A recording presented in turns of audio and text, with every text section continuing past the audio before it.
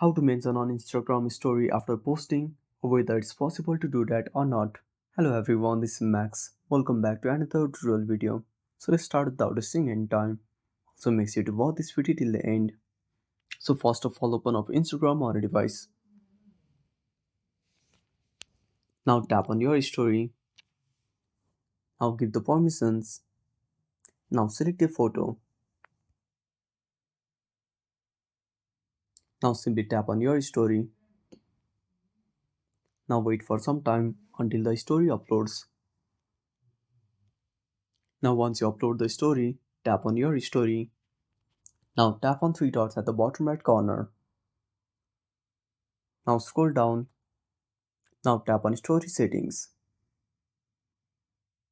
Now as you can see, there is no option to edit the story. Also, you cannot mention anyone on the story after posting. So that's it. Thanks for watching. Make sure to subscribe our channel and hit the bell icon. See you in the next video.